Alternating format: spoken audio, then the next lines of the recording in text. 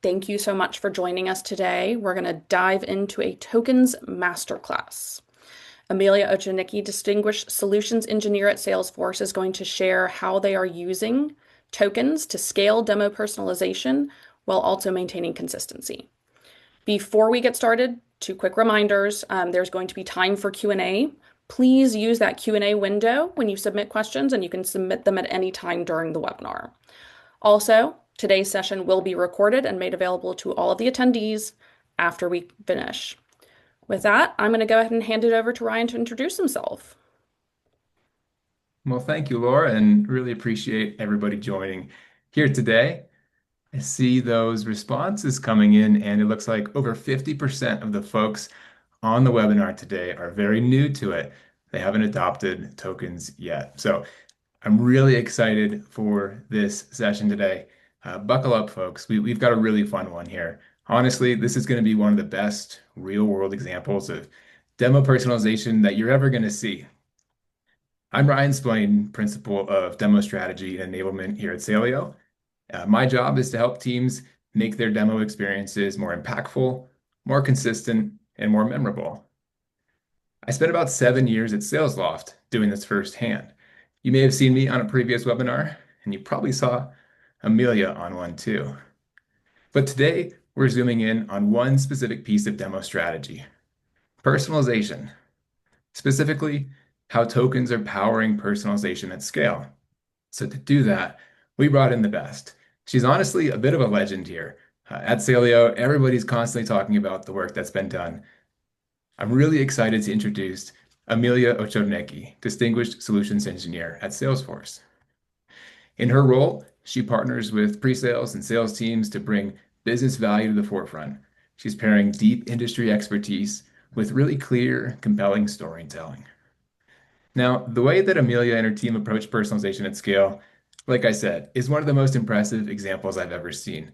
I'm excited for you to see it here today live. Amelia, as we go over to you, we'll jump into the presentation. But first, I heard that you love animals. I love plants, if you can't tell. So my first question for you, if the demo program that you helped build at Salesforce were an animal, what animal would it be and why? Oh, wow. That's a good one. I want to say it's probably going to be an elephant, Hmm. because it's in every single room. And it's big and it's hard to miss. But and I think more than anything, I feel like it's kind of the center of attention too, right? Like when you see an elephant, there's no doubt that you're seeing an elephant. So I say that, our entire demo strategy has kind of become the elephant in the room. And in that regard, the focus on it has completely transformed how Salesforce approaches demos. And Salio has been a huge part of that. Wow, that's a fantastic answer.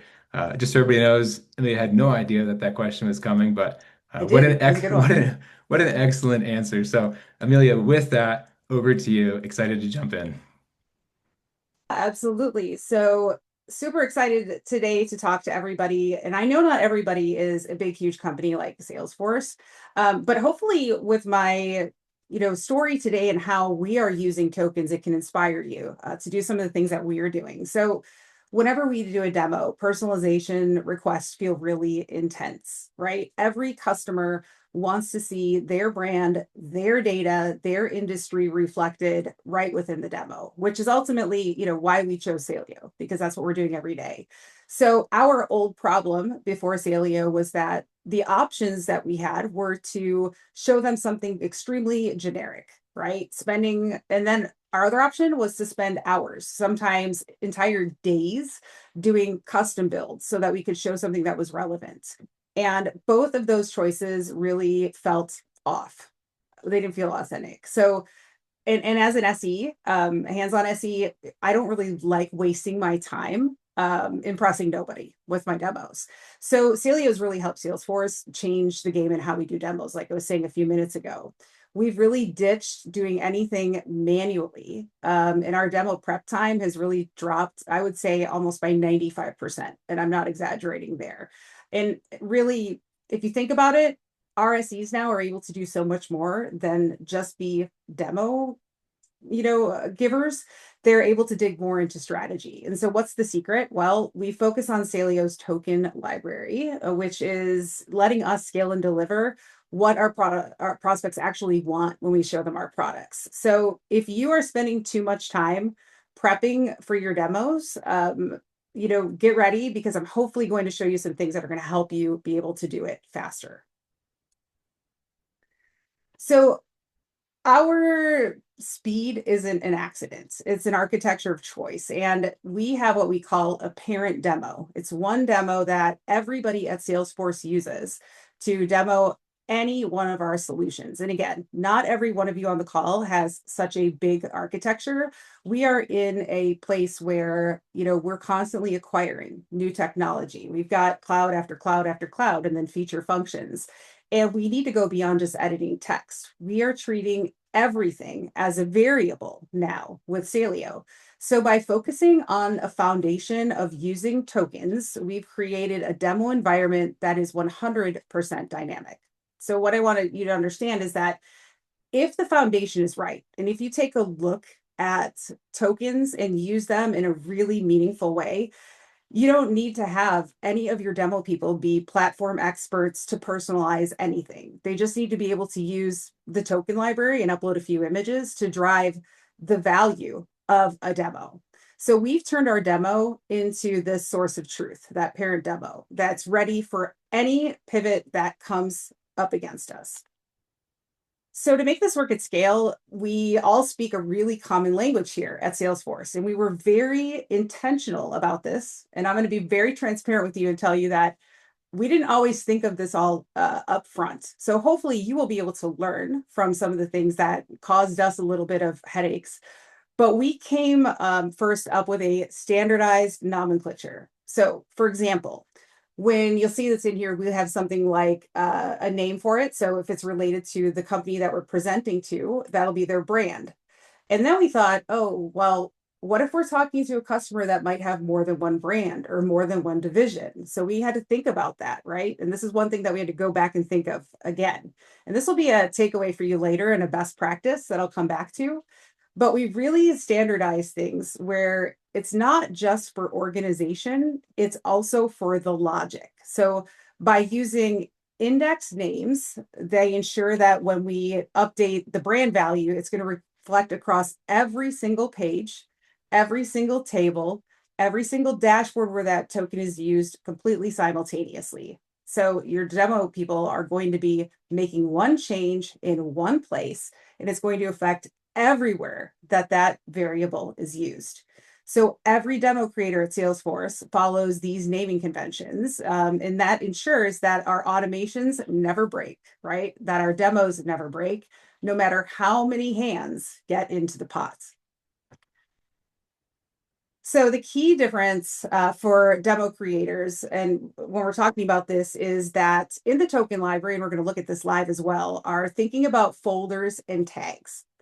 You need to think of folders, and how Salesforce applies this is that we think of folders as our source of truth. That's where the token lives, right? That's the token's address. And you can only live in one place, right?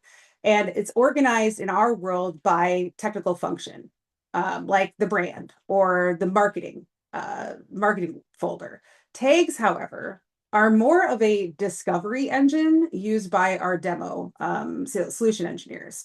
And so a single token can have multiple tags, which is really important because you've got the one-to-one relationship of a token with a folder. So that's why we organize it that way by function. And then we have the tags, which are a one-to-many relationship. So in our world, we use labels that help the demo engineer or the salesperson that is demoing, help them really be able to find things super quickly. So while the folders keep the library technically sound, tags are where we give our demo presenters their speed, right? They don't have to hunt through folder after folder after folder. They can just filter by a tag and get to exactly the set of tokens that they need for their specific customer story. And I'll show you this live in just a minute. So let's talk about the real world win here. We have a SE on our side. Our SEs do a lot of our demos. They needed to create a personalized full product demo that was two of our biggest clouds, Data Cloud or Data 360 and Marketing Cloud. And typically, these are our most complex environments. They have the most things going on, they have the most labels and the most dashboards. And in the past, this was anywhere from maybe a 3 hour manual build, if we're talking very, very simple, to maybe up to 3 days to do a manual build. So using our new architecture structured around Saleo, you can filter by tags to find the relevant elements. So the demo three or the Data 360 demo tokens, then the marketing cloud tokens. And then on top of that, they brought in Saleo AI, which was a huge like move forward for us. But the AI lets that SE generate industry specific values in bulk, right? So that's then letting that SE be finished with personalizing two of our biggest and most complex demos in under 10 minutes. So our SEs and our demo engineers are not just saving time, we're now empowering that demo giver to deliver a world-class bespoke experience on a coffee break timeline. So, oh, go ahead. Sorry, I didn't mean to step on you, Yeah, Ryan. Amelia, I'm seeing some questions come in. And I think Yeah, there's a perfect time for them actually. So absolutely. over half the folks on the call mentioned that they almost had no experience with tokens today. So Yeah. knowing what you know, what advice would you give a team that's just getting started with tokens? How can they set themselves up for success if they're really in that, let's say, crawl stage? Yeah. So I have a couple of leave behinds and best practices at the very end that I think will help with that. But if you're just getting started, think about the places where you have items that change every single time that you do a demo, right? What are the values? What are the items? We even went as far as to say, geez, every single time we do a demo, everything is in US dollars right now. So we have a token, for example, that just swaps out the dollar sign with whatever the correct currency is for the customer that we're talking to. So we went screen by screen of what the demo would be and said, okay, these are the elements that are consistent from place to place. And these are the elements that we change every single time. And if they fit those two buckets, or you check the boxes in those two places, those are great candidates for tokens. And we start with tokens first. That's another thing that'll be on the leave behind as well. But as those best practices, we tokenize as much as we can on the upfront so that really the people giving your demos only have to go to two places in Saleo to be able to get to a working demo. We call it zero to demo, but we go from zero to demo in that 10 minutes because we want everybody to focus on the tokens first and on the image replacements first. And tokens are the first place that we even train all of our demo people to get used to first. So again, if they fit the two baskets of I change these every single time I give a demo, and they are on more than one screen in your demo, those are great candidates for tokens. Yeah, that's a great approach there. I really appreciate you sharing that. It's really helpful for someone just getting started. And there's one 100%. related question here from the same person as well, and I think it dovetail really nicely into your live demo here. The second and last question right now is so you have this team, and maybe they are just getting started with Saleo, or they have some hard-coded data in text replacement using overlays or in this modeling engine. What's the behavior change going from that to this new token behavior? Obviously, it's easier to understand, it's easier to use. I mean, did you have documentation, training? I mean, how did you get folks up to speed to understand how to actually implement and use this daily? Yeah. So our approach, again, focus on tokens first. So we have two kind of video courses that we make all new users of Saleo at Salesforce go through. First is a basic training. That basic training is super simple. It is, all right, you're going to give a similar demo to what I'm going to show you in a few minutes. But the first thing you're going to do is you're going to go into token library and you're going to update the tokens for this demo based on your customer. And then the second thing you're going to do is you're going to swap out a logo. That's it. So we want everybody to wrap their heads around how tokens work first before we get into the details of, all right, here's what a page is, and here's how you do a text replacement, right? Because not everybody's going to need to be able to do that. We learned really early on that the majority of our solution engineers who are doing demos in our world, and eventually our salespeople as well, their demos are pretty cut and dry, right? They do the same, repeated motions over and over again. So if we can have one place for them to log in and go to, and you just click there and you make the updates and use the AI and you're done, then they can get onto whatever's next. What are the right questions that they can ask in the demo instead of spending all the time on being nitpicky about every single screen? Great. I think that's some great advice for folks on the call.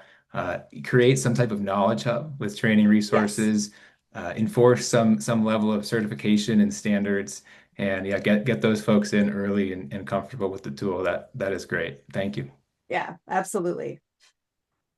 All right, so before I show you the demo, one last thing. One thing that we learned is that even though we've all kind of used mail merge forever, right? If anybody's ever used Microsoft Word or Google Drive, Google Docs, you can do a mail merge. And that's really ultimately what tokens are, right? They're that variable that's going to be replaced in multiple places. So we did have a problem though, when you have a demo and you're replacing values of your users not being able to kind of see or visualize where those values are taking place. The first thing that we did now was not the zaps that I'm going to show you today. We had a copy, an exact mirrored replica copy of the Salesforce parent demo. And then we called it the token reference demo. So SEs could open that, or demo people could open that. And instead of seeing the values, right, the replacement values, instead of seeing Salesforce as the brand name, they would literally see the token name, brand-01 name, right? That was really, really helpful. But then we thought, well, what if there was another way? And the addition of AI really helped with this in Saleo, and I'll show you how we're doing it here. But we call them zaps. So what we did is visually, we have the replacement values. So you have your token, which is like your percent signs and the variables that are there, and then the replacement value. So instead of Salesforce, what we actually have are little lightning bolts that show up on either side. So when you are in Saleo and you have it turned on and maybe you're editing or you're presenting and you're kind of walking through before you give a customer a demo, you can see exactly where the values are going to be replaced when you make the changes. And all you have to do to clean that up, for lack of a better word, is just do a quick find and replace, pretty much just a quick prompt to the AI to replace those. So again, this was something we learned really early on, that a lot of our demo people are visual, right? They want to be able to see where those tokens are being used. And one way that we did that was to have a replica, a token reference demo, which just had the token values. Some people still really love that. But now when I fire this up, you'll see how we're using what we're calling zaps. We also think that calling them zaps is just more fun. So that's also why we did that. All I right. Yeah. completely agree. I have no further questions in here, but I'm Okay. seeing some excitement in the chat about the live demo.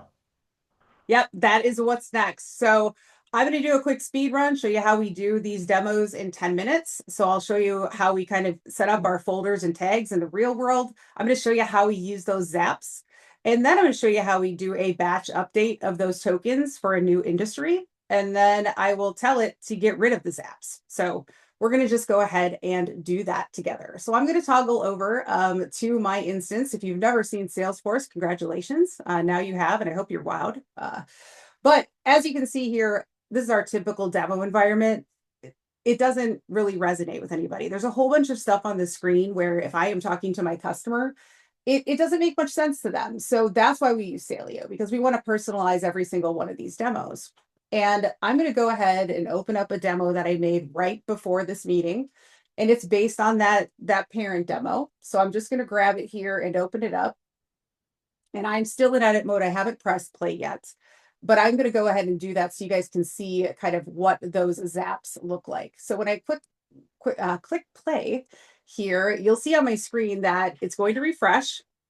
And if you've used Saleo before, you'll be used to this. If you haven't, you just need to give it a second to load. And now you'll be able to see on the screen these little lightning bolts that show up around these elements. And so anything that's got the lightning bolts on this screen is driven by a token. So that's that visual reference that's really, really helpful for people who may not necessarily be able to just look at something and say, oh, I get that that's why it's named that way. So as I scroll down this page as well, really quickly, I want you to be able to see that, we've got a ton of them on here. We're replacing values that are showing up in our table layouts and in our list layouts.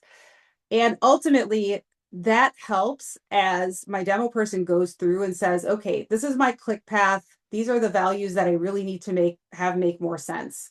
And so I know that what I'm replacing, I can really easily find it if I look for this value. So I'm going to go back out here. I'm going to stop the presenting here because I think you guys can see how those zaps are really valuable. But my process, as somebody who's about to give a demo for a customer now, becomes, again, zero to demo in a really quick way. So let's say I'm going to give this Data Cloud or Data 360 demo to one of my customers. So my steps are legitimately that I would go into the parent demo. And once I'm in here and I'm in the edit mode, I'm going to click continue editing, and I'm going to go up here to this % sign at the top of the page. This will bring me into the token library. And really quickly, just to give you a reference, we have a ton of tokens. We have a ton. We have thousands of tokens, and it gets really overwhelming. But here's why the folder in the tag structure really help with this. So let me pop this out. We've got our folders here that are kind of by functionality, right? Anything, these are abbreviations for our clouds or our products. So any tags that are specific to those clouds or products go in those folders, so they're easy to find. Any tags that are kind of across things, so we have some kind of global tags that relate to, for example, let me give you one here where a PER, that's a person. So no matter where a person is used, a PER person is going to be in the person folder. So we're organizing them based on kind of that feature function and that technical hierarchy that we talked about earlier, because there's a one-to-one relationship with a token and a folder. Now, if I had to explain to, my demo people to go in and find the Data Cloud folder and then update all the Data Cloud tokens, it's a really long list. It gets really, really overwhelming. So that's where the power of filters come in. And so when I am giving a demo, in our world, we typically give demos that are based upon certain products or certain stories. That's where we're using our filters. So you'll see we have an Agentforce starter demo. We've got a starter demo for a couple different brands that we use. This is a basic demo. So when I click into one of these, so let's say, again, I'm going to do that Data Cloud demo. I'm going to go to my Data Cloud demo setup, and now it has gone ahead and applied that tag, and I'm only seeing the values that apply. These are the ones that are going to be shown anytime I go through my Data Cloud screens for my demo. Now, of course, this lets me search here, find what I need. But again, this really helps me get to what I need quickly. So if I'm giving a Data Cloud demo and I'm trying to figure out, my goodness, why is San Francisco, California showing up? This helps me get to it a lot faster because it's part of my Data Cloud demo. I can search and find the value. I could search and find the token name, but this gets me here super fast. Now, the special sauce on top of how you organize your tokens is AI. So if you organize your tokens well, and you add things like, descriptions or tags, that's going to help the search work better. But here's where AI really becomes the workhorse here. So anything that you're looking at in the token library, right? I've already said, I am just doing my Data 360 or my Data Cloud demo. I'm able to say right here that I am giving a demo, and I had a prompt already here, but my paste isn't working. So you guys are gonna have to watch me type, sorry. A demo to, let's say we're gonna go do it to Boeing Airlines. And I am going to say their website is boeing.com. And they sell airplanes, right?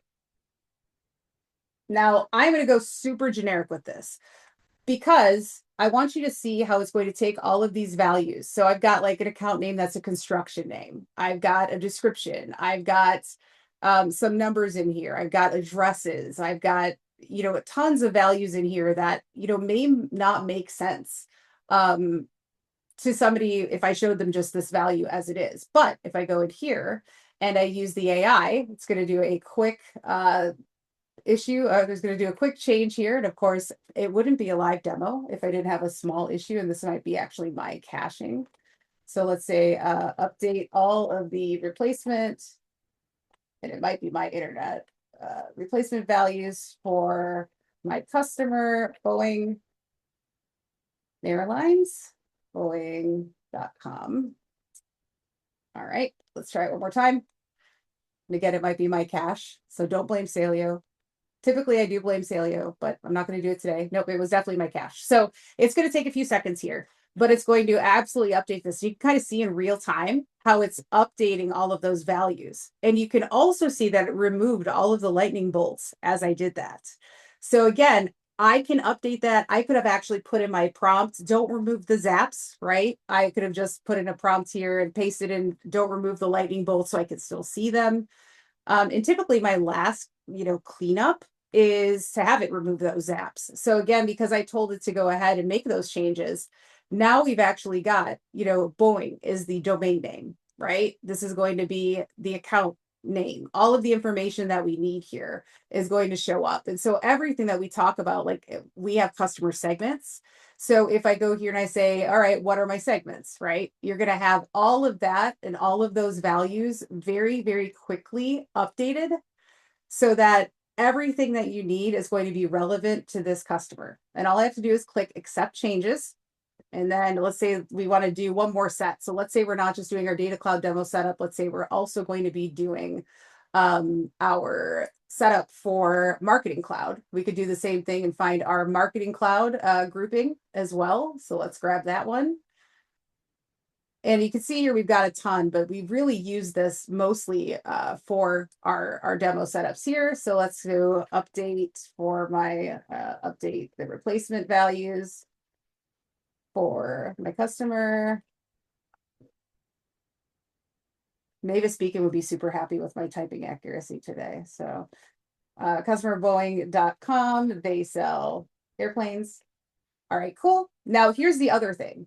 If you haven't used this a lot and you haven't used the AI a lot, one of the things that we use a lot here, and it went ahead and did everything in here. So it's going to make segment names or marketing email names specific to Boeing, right? Very, very valuable. The other note here is that when you're using prompts and you're in here working, you can go back in your history and you can reuse the prompts again and again and again. And internally, we also have that documentation that you were talking about a minute ago, Ryan, where we kind of have a listing of like how our tokens are laid out. But the other thing that we have are reusable prompts where you can say, hey, let's copy and paste in this prompt to change it to a different industry or a different customer, or I need all of the values to be between this number and that number. We've got a number of those prompts that we save out in a shared repository. So I mean, anybody grab them, but as a user, I also have the ones that worked and I can go ahead and I can mark them with stars and mark them as my favorites so that I can come back and use them again and again and again. So it makes this really valuable. The last thing I'm going to do here is close this. And what I want to do now is quick do a play so you can see what these changes look like now that I've done that. That took me a little more than 10 minutes, mostly because when I do this, I don't usually talk while I'm doing it. My husband would disagree. He says I talk when I do everything, but that's okay. But what you can see here now is we've got the ability here to find all of these being completely relevant to what's going on because we've changed those values internally in our table. So again, I can also find any that didn't change. So like, let's say I go in here and there was a data stream name that didn't change. Well, maybe I clicked the wrong filter. Maybe I went to the wrong thing. Very quickly, I could get to whatever I need to when I go back into that token library. I could make that change really quickly and find that because it's got those zaps around it. Anything that might have been an outlier, or maybe it changed to something that was just really strange. I could use the search capability to find it in really quick order. So overall, when you're thinking about how you're going to use this, and I'll wrap up with my slides to kind of leave this behind with you too, but determine where you are changing values from screen to screen to screen and what is consistent on those screens that you need to change. What are the things that you change every single time? So then instead of going into your demo and having to go page to page to page and change elements that are similar, you're doing it one place and you're doing it right here within the token library. And then you're organizing everything. In our world, it makes sense for us to organize it by kind of technical feature function and that one-to-one relationship. But then depending upon the stories that we're telling, the types of demos that we're doing, we've got our demo set up so we can get people really quickly to the tags that they need to replace for their demo setups. And then finally, once that's all done, once that's all there, this allows you really quickly to apply the AI to whatever's on your screen and change those values to whatever you need to tell that customer that really engaging story. And I'm sure there Amelia, are, yeah, go ahead. there are so many Yeah, questions. You wouldn't I even bet, believe. I bet. So I've grouped some of these together, All and right, I'm excited to get into these. And I won't take us too off track, but sure, there's a few questions that we will definitely address. So sure. number one, I'm going to actually have a call out here. We have Okay, a fun fact about the data AI, the Saleo AI, the data agent here. It supports multiple languages, multiple okay, currencies. It can do all of these different things that you need to do, which is great. And I will actually double down on something you mentioned with regards to I'll say the notes and the context of these tokens. The more notes that you put in, even generally throughout Saleo on tables and these tokens and columns and fields, the better the AI can perform. Great example here with this description. So Amelia has actually provided details about this specific token, and with regards to this example, you can see it here on the screen. And if you notice, most every one of these tokens has this context, so that when you use the Saleo AI, it is able to provide the best output possible. So a great way to add context there. A few questions here for you specifically. yeah, Something that I think to establish initially here, some folks are interested in how you have I'll say, the demo strategy from a parent and child relationship. sure. Could you give a quick overview of how the team has structured the master demos and then Yes. down into the other child demos? Yeah, that's a really good question, and it's very complicated. We have redone this a number of times. We've been with Saleo, I think, coming up on 2 years now. So when we initially started, we thought, oh, this parent-child relationship, and let me kind of just go back here. Um, this is my demo library. Of course, you see everything that you want to see, but let's just say, for example, when we talk about kind of like what are kind of like the golden or the master type of top level demos, we have a folder that's called Start Here. Now I'm seeing everything because I'm an admin in the system. SEs or people giving demos would not see anything that you haven't shared with them. So from a top level, you can see here what we've done. We have one parent demo that kind of guides everything that we're doing. So this one is the one where everything else is based off of. And this has come a long way. Initially, when we started, we thought, oh, we need to have one demo for this team and one demo for that industry and one demo for something else.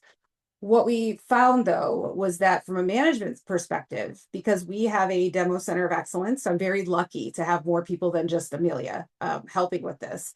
But if you don't, I would still recommend you come up with what your strategy is as far as the parent-child relationship. Because those of you who've used this for a while, you know that from a top level, and this is going to be our very top level, this kind of governs everything else that you're doing. You can create duplicates or you can create personalized views. But once you create a duplicate, it becomes an orphan, right? So you'll see other ones in here that our Golden Demos team has created. These are very specific to their use cases. So these demos that you'll see here, while they are still top level, parent level demos, they aren't tied to this parent demo because they were created as kind of like a mirror copy, right?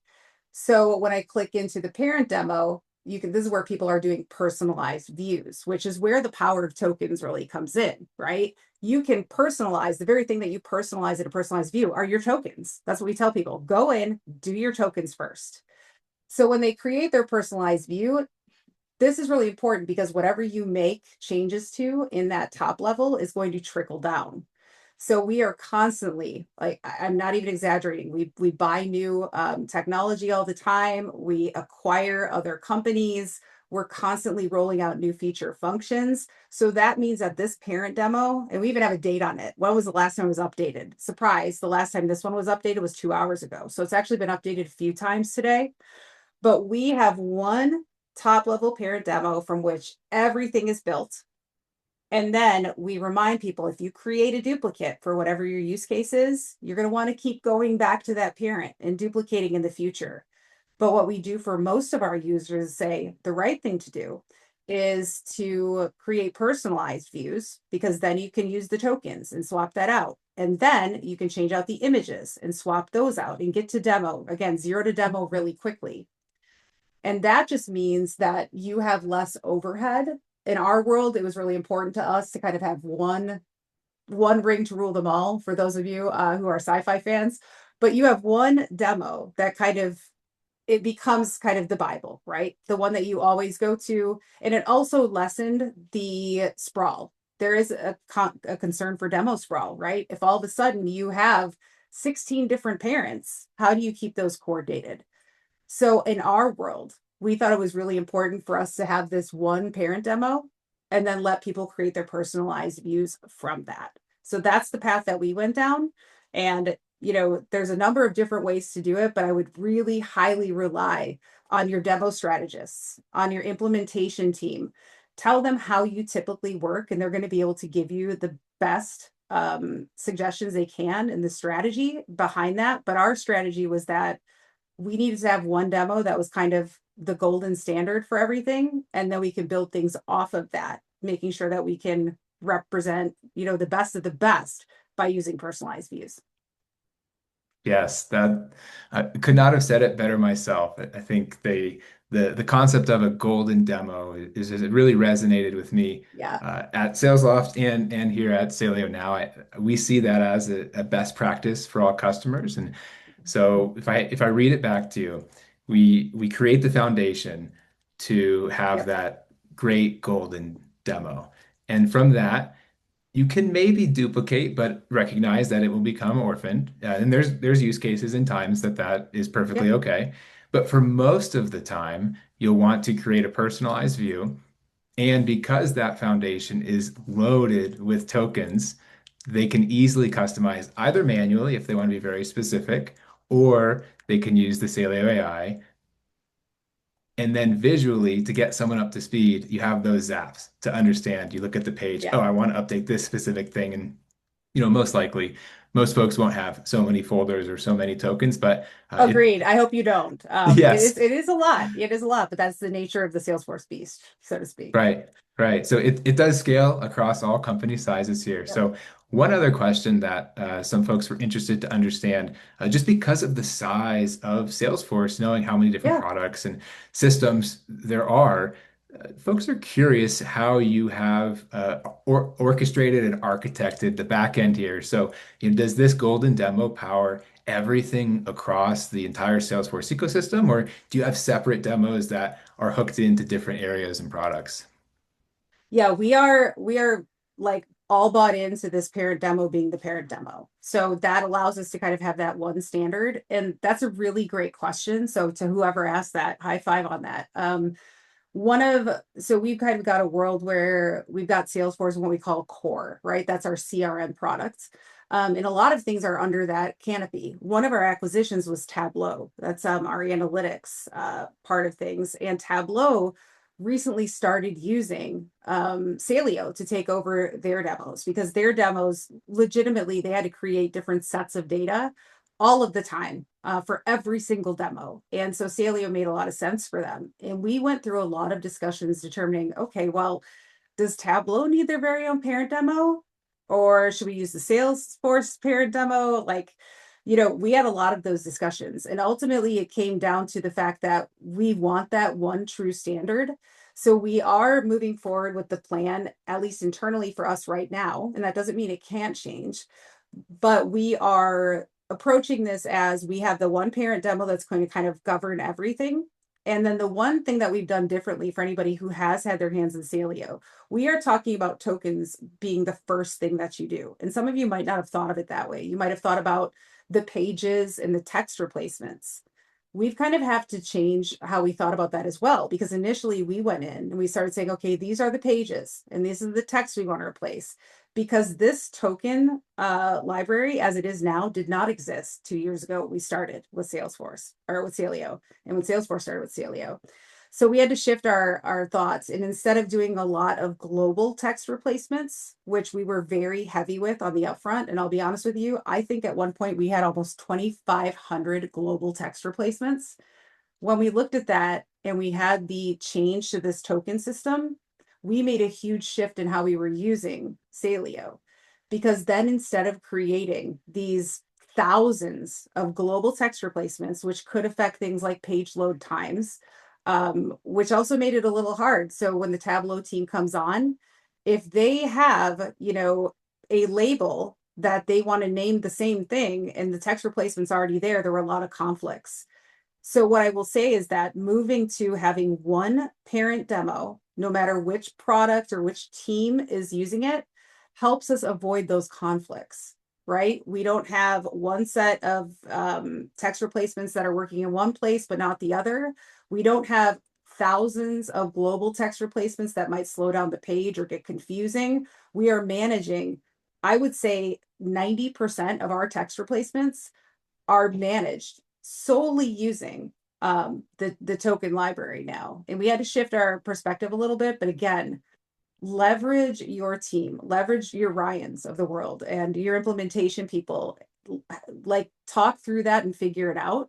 Because before you go down the path of creating a ton of text replacements and a ton of global text replacements that you have to later go and undo, start with something like token library, because that'll help you grow as you move forward.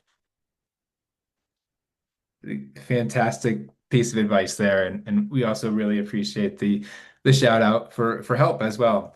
We Yeah, recognize that not every company has a center of excellence. Stay tuned for 100%. some further content on different stages of maturity and how we can help you progress through those. But if you need help, if you want help, we can support you in most ways that you need. Whether it's me directly, the folks on your account team supporting you today. We are here to help with best practices. We can help you with documentation, any of these types of things that you may need. And so, yeah, thank you for that reminder too. Yeah, absolutely.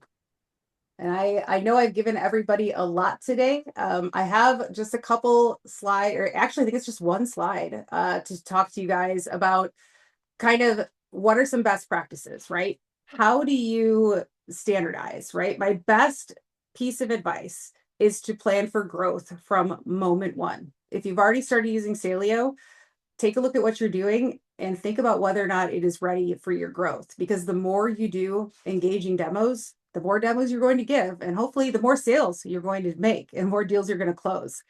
So I mentioned this earlier, but when we started talking about this, we used index naming like brand and then a number value, because we knew that eventually we're going to talk to customers who may have more than one brand or more than one division. And we need to think about how we can grow into that.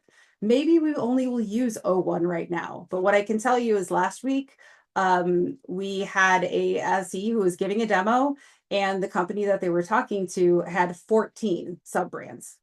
14. And had we have not planned for this, there would have been an easy way for them to be able to support that by just swapping out some tagging.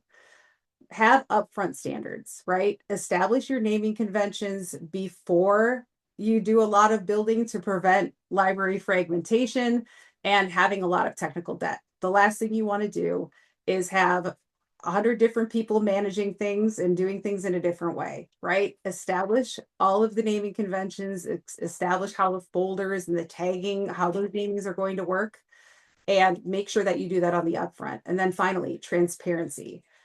Be really open with all of your users about what those standards are, why they are important, right? Especially all of your demo creators. Make sure every demo creator, every person giving a demo understands your token library, how you set it up, and why it's your source of truth. And I would even go as far as to say, start your training out with, you need to understand the token library first before you understand anything else. And I had a lot of pushback on that here, but I will say that that has benefited us more than anything, because people know that they can just open it up. They don't need to click through 1,000 different pages. They don't need to go into 1,000 different text replacements. You go to the token library, you swap in your customer's logo, and you're ready to give a demo.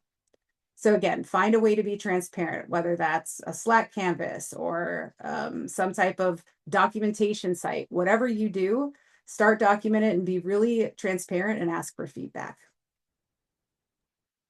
And That is Ryan, that ends all of my slides. So I know everybody's very excited about slides. So yes, yeah, well, very much appreciate the clear slides here at the end with some recommendations. Naturally though, there's a ton of questions. We've got about 10 100%. minutes left here, and I'm sure Yep. we'll be able to get through them all. And so I'll go through them here and we'll group a few, but I think the first one that is coming to mind right here at the bottom. So you mentioned performance, and we all acknowledge if you have a lot of text replacements, it's probably going to see a little bit of slower load times on pages and just the way Yep. that it works. How have you seen the token library impact performance? Does it scale? If we have 50 versus 500 versus 5,000, and I completely hope that you answer very truthfully because people 100%. people will face technical limitations. Absolutely. So that was the biggest gain that we saw. Salesforce's products don't necessarily load fast because it's so data intensive. What I will say is when we initially started, we were doing text replacements in and of themselves, like just on the pages or global text replacements specifically, it did impact our load times, and it impacted load times significantly. Since we moved to doing the replacements using tokens, we have mitigated nearly all of the page load times entirely, because now from a nerdy technical perspective, right, the extension isn't on a page loading 2,500 potential global text replacements, right? It's only loading, and we've gone to kind of like a page level replacement, so we avoid kind of those overlaps that happen with our other product sets. Doing that has like made it's mitigated nearly all of the page load times that we saw early on when we were heavily using text replacements and global text replacements. So again, another reason to adopt tokens as your best friend. Yes, completely agree. From also a former customer, same experience. Yes, the just the way that it's architected, text replaces are powerful, but they can slow things down. And so, yes, highly encouraged to transition to tokens and also real world experience. I sat on a Zoom call with our CPO, Dan, and I had a stopwatch going page by pages on our golden demos. And I said, Dan, hey, what can we do to speed this up? So, you Yeah. can reduce the amount of data overall in your demo in your tables. You can reduce those text replaces. So if you are a customer on this webinar, if you had issues with performance, we encourage you, please reach out. It's not something you have to live with. It's something we can address and work with you on strategy and architecture on. So that is a big one there. I have two others here.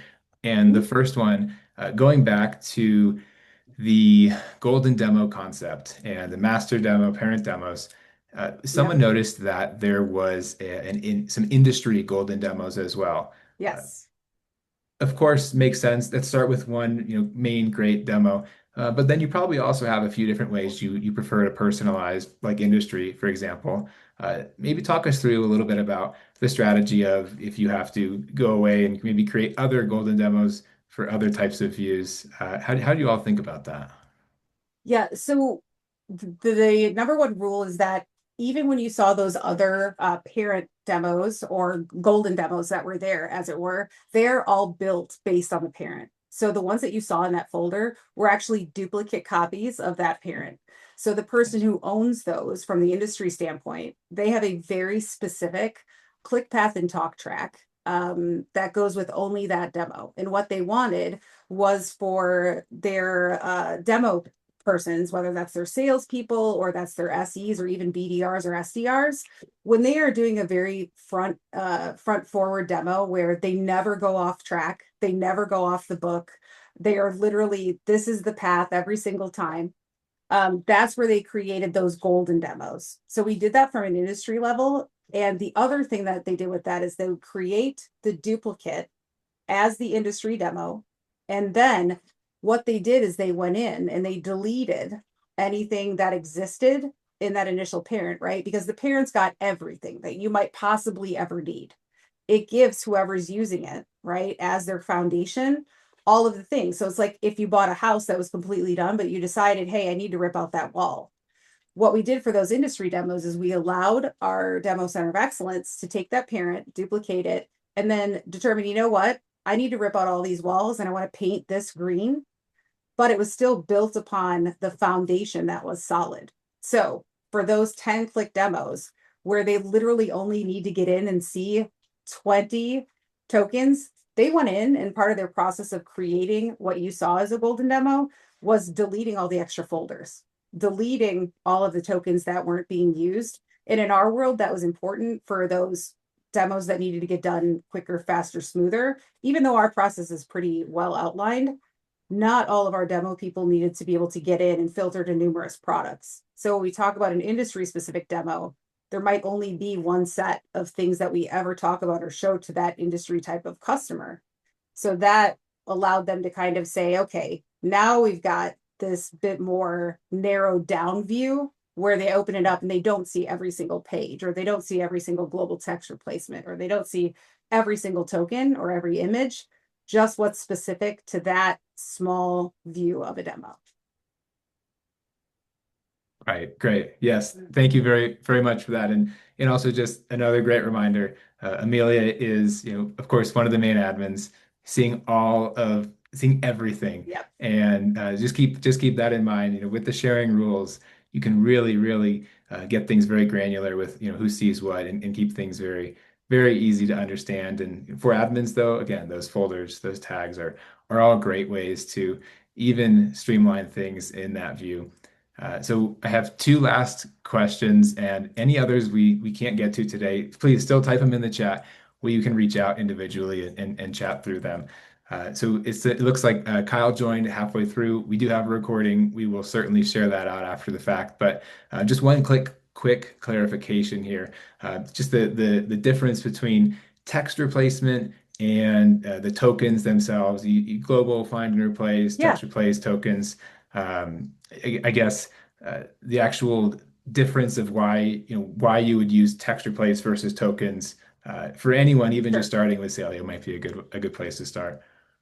Yeah. So the thing to keep in mind is that when you use tokens, they can be used within a text replacement, or they can be used within a table. So if you guys are doing, we call them advanced takeovers, but if you're using tables or graphs and you are replacing them there. So again, you're creating that one variable that you can use anywhere in Saleo. So the good news is that our strategy was to go to a text replacement by page instead of using a ton of global text replacements. I think the only thing we now global text replace is the currency item, which is a token, right? It's called brand O1 currency. Surprise, right? So you can change that $ into, a yen or whatever else you need. The other one that we do is kind of like the global footer in the Salesforce UI. We can change that footer to the customer's footer. But other than that, we just do all of our text replacements on a page by page. And then in those text replacements, we leverage in tokens. So one way to think about that is if the customer name is, in our world, Rachel Morris is the customer we use all the time, we have one person token, which is the first name, and a person O1 first name is Rachel. Person O1 last name is Morris. So we can then put those two side by side in a text replacement, and we can use that over and over and over and over again. It can be in a table that Saleo's rendering. It can be in any of your text replacements, but ultimately, as the person giving the demo, I don't have to go to every single page. If I want to update Rachel Morris and I want it to be Rachel Johnson, I just go into the token library. I go to person O1 last name, and I change that from Morris to Johnson, and it is done. I don't even have to go to any of the other pages except, I'm more attentive when I do a demo. I want to make sure it always works. I just need to go through and check that it did what it was supposed to do. It always does.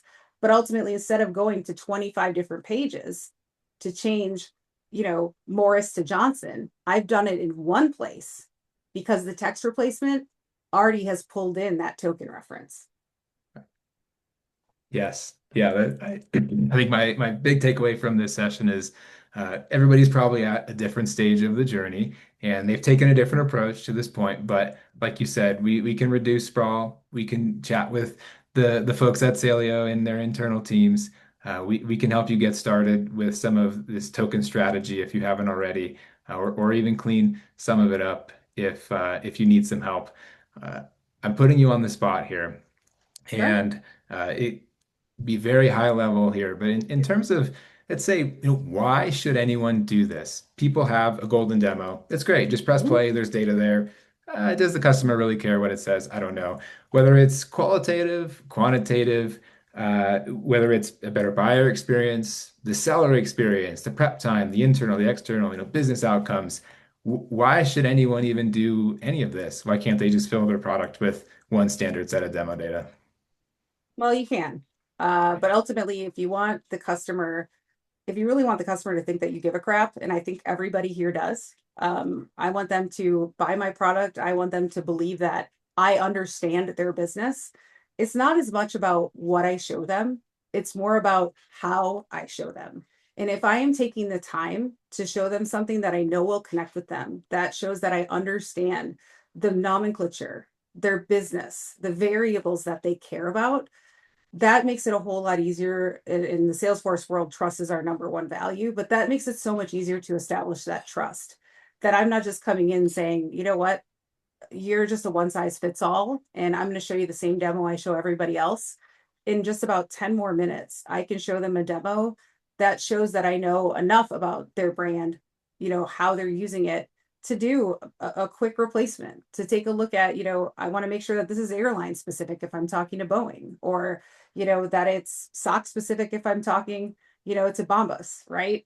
So again, I think it's a whole lot easier to build that relationship if you're building it based on reality and trust. And I think the easiest way to do that, especially if you're using Saleo, is to make sure that you never give a generic demo again. Yes, 100%. I could not say that any better myself. Amelia, we really, really appreciate you on this webinar, for your partnership, all the great things that we've been able to achieve together and for Salesforce as a business. So a big thank you to you. A big thank you to everybody who joined the webinar today. Just a reminder, we do have this recording. We have all the questions. We're going to share this as a follow-up. But again, if you need help, you want to get started, you want to clean things up, reach out to your account team at Saleo. Find me individually, first dot last name at Saleo.io. We'll get in contact, we'll chat, and we'll help you up level your demo experiences. Thank you so much, Ryan. Thank you so much, Amelia. Thank you all for joining us. A reminder, we have a session coming in May, once again with Ryan, offering a practical walkthrough of modern demo strategy. Like Ryan already said, we're going to follow up with a recording of the webinar. Please give us your feedback in the exit survey. We always want to make sure we're meeting the needs of our customers and helping educate you however we can. We love your feedback. Thank you again for joining us, and we'll hopefully see you soon.